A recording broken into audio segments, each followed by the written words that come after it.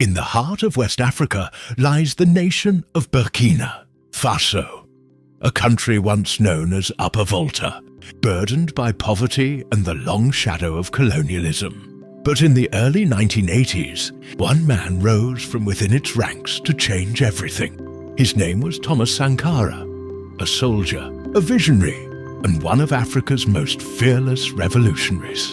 Born in 1949 in the small town of Yako, Thomas Isidore Noel Sankara was raised in a modest family. From a young age, he showed deep curiosity, intelligence, and a sense of justice that set him apart. As a teenager, he was drawn to the army, not for power or prestige, but because he saw it as a path to serve and defend his people.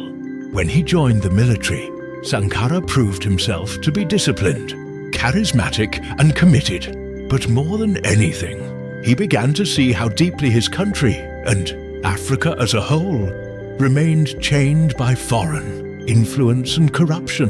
The rulers served not the people but foreign interests. The rich grew fatter, while ordinary citizens toiled endlessly in hunger and dust. Sankara grew restless.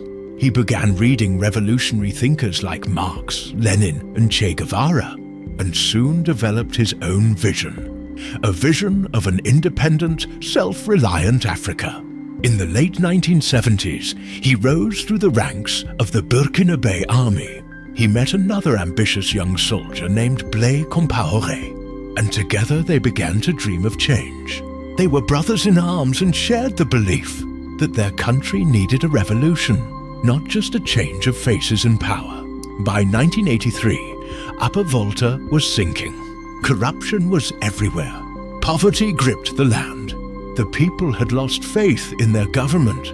That year, after a series of political struggles, Sankara was arrested for his radical views.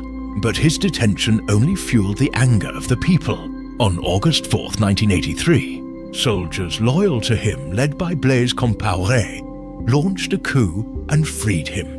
The people flooded the streets chanting his name. That day, Thomas Sankara became president of Upper Volta, at only 33 years old. From the very first day, he made it clear that things would never be the same again. One of his first acts as president was to rename the nation. He rejected the colonial name, Upper Volta, declaring that it carried the burden of foreign domination. Instead, he gave it a new name, Burkina Faso, which means the land of upright people. The citizens became known as Burkinabe, people of integrity. But Sankara didn't just change the name, he changed the soul of the nation. He believed that true freedom could not come from foreign aid or outside help. He famously said, "He who feeds you controls you." He urged his people to rely on their own hands and minds. Under his leadership, Burkina Faso became food self-sufficient within a few short years. Farmers were empowered to grow crops for local consumption instead of export, and agricultural productivity soared. He led by example. Sankara lived a life of simplicity and honesty that shocked the world.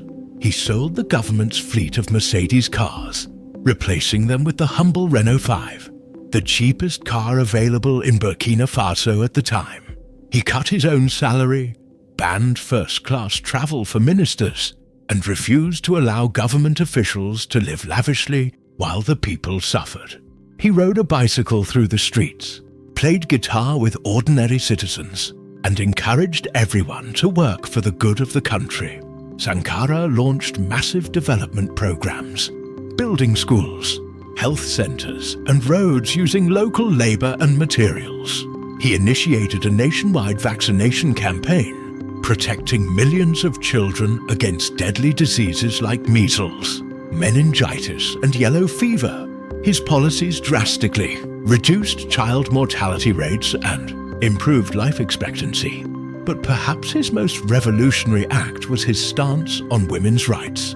Sankara believed that no society could be free if its women remained oppressed. He banned forced marriages, fought against female genital mutilation, and appointed women to key positions in government. He encouraged women to join the army and take active roles in public life. His words were powerful and ahead of their time. The revolution and women's liberation go together.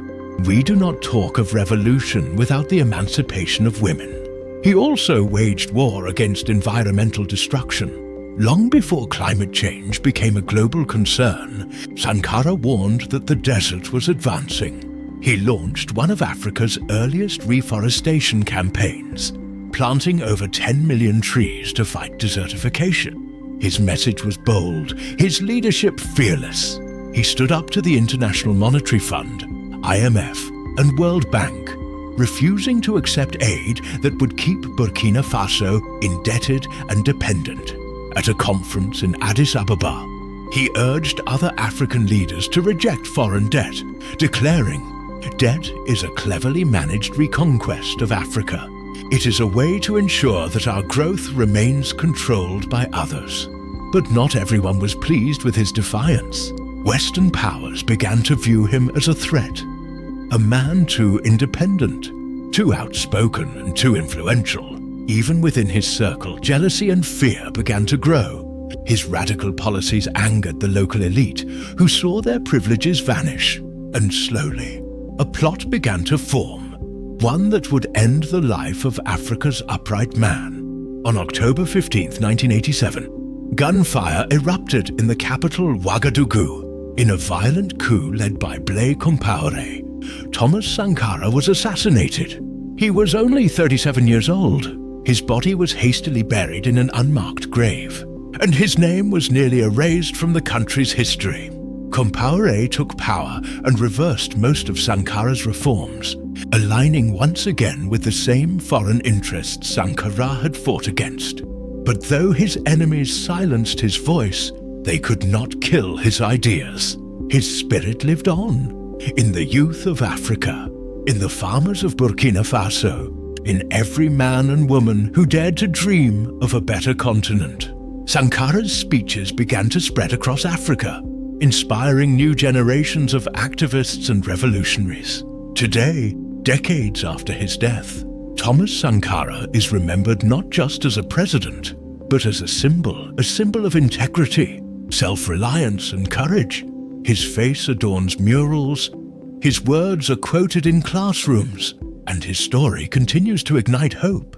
He once said, "While revolutionaries as individuals can be murdered, you cannot kill ideas." Indeed, his ideas still live in every African who stands tall, refuses corruption, and believes that Africa's destiny lies in its own hands. Thomas Sankara, the man who refused to be bought, remains one of the brightest lights in Africa's long struggle for dignity and freedom. Thank you for watching, and please subscribe to the channel for more untold African history stories.